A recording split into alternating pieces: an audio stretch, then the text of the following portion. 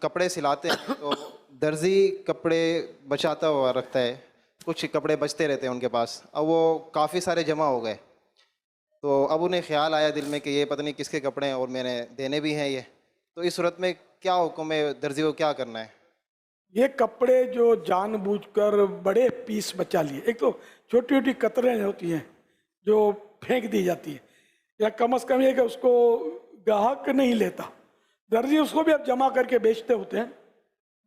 لیکن یہ گاہک کے کام اتنی، یہ دو چار چندڑیاں جو ہے اس کا کوئی بھاؤ نہیں دے گا، تو یہ لیتے نہیں ہیں۔ تو جو چیز خوشی سے وہ گاہک نہیں لے رہا تو وہ تو رکھنے میں حرج نہیں ہے، بڑے پیس اگر اس کو پتا چلے گا کہ اس میں تو بابا سوٹ بن جائے گا، یہ جو بابا سوٹ ہوتے ہیں نا وہ بھی کٹ پیس کے بنتے ہیں، تھان سے نہیں بنتے ہوں گے، تو اس طرح کے پیس آدھا گز، پون گز، پورا پورا گز بھی نکال لیتے ہوں گے۔ اب اس نے نکال دیا، اب اس کو تھوڑے جمع بھی ہو گئے، اب اس کو احساس ہوگا اب تو میں نے غلط کیا۔ اجیر خاص اور اجیر مشترک،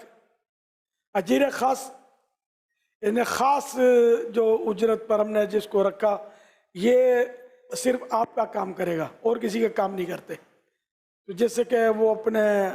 ریڈی میڈ جہاں سلتا ہے، اس میں جو درزی ہوتے ہیں یہ اس ڈیوٹی کے دوران وہ اجیر خاص کہلائیں گے، اور کسی کا کام نہیں کر رہے ہوتے،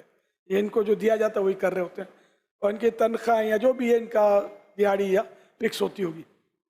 اور اجیر عام، یہ عام جو درزی ٹیلر ماسٹر دکانوں پہ بیٹھے ہوتے ہیں جو آئے اس کو مطلب سی کے دیتے ہیں، یہ اجیر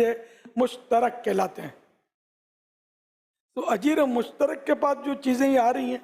کپڑے، تو یہ ہیں اس کے پاس امانت۔ اب اس نے ٹکڑے بچا کر رکھ لیے، تو اب اس کو احساس ہوا کہ یہ تو میں نے غلط کیا،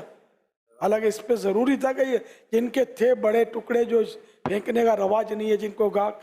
چھوڑتا نہیں ہے، وہ اس کو دے دیتا، یہ اس پر ضروری تھا، یہ دیا نہیں، رکھ لیا، اور اب اس کو ندامت ہوئی ہے۔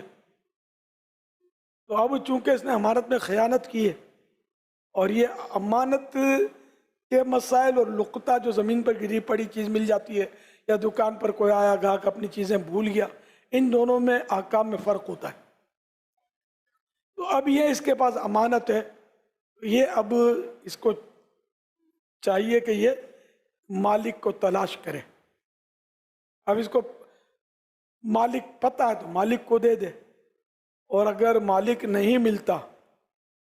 یا مالک کا پتہ ہے لیکن مالک فوت ہو گیا ہے تو ان کے وارثوں کو دے دے۔ اچھا، اب مالک ملتا نہیں ہے تو اس صورت میں مسئلہ اس کا ہے آزمائش کہ اس کو سنبھال کے رکھے، چاہے زندگی بھر سنبھال کر رکھنا پڑے، سنبھال کر رکھنا ہوگا، یہ مطلب یہ حل ہے اس کا۔ اور اگر یہ چیز ایسی ہے کہ یہ خراب ہو جائے گی، ضائع ہو جائے گی، خراب ہو جائے گی، تو اگر یہ صورت ہے تو پھر اس کو بیچ کر اس کی رقم محفوظ کرے اسی کے لیے جس کی یہ ہے۔ یہ جو اس طرح لوگوں کی امانت میں خیانت کرتے ہیں، یہ جو پینٹنگ کا کام کرتے ہیں، یہ بھی پرزے نکال لیتے ہوں گے، ایسے ہوں گے جو بچ گیا سامان کہ جو اگلا لے جائے گا تو اس کا رکھ لیتے ہوں گے، یا اس کو اسے ٹال دیتے ہوں گے کہ یہ کام کا نہیں ہے، پھینکنے کا وغیرہ، اللہ بہتر جانے۔ تو جہاں جہاں امانت کی خیانت پائی گئی، ان چیزوں میں جو یہ کاریگر ہوتے ہیں نا، یہ عام طور پہ یہ چیزیں رکھ لیتے ہیں،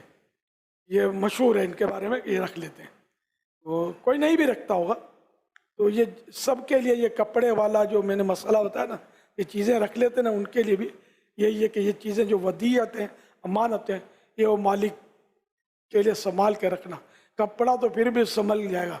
بڑی بڑی چیزیں، مشینیں، یہ کیسے سنبھلیں گی؟ یہ سب کے لیے اس میں تنبیہ ہے، اور پھر زندگی بھر سنبھالنے کی صورت بھی ہے بہت دشوار۔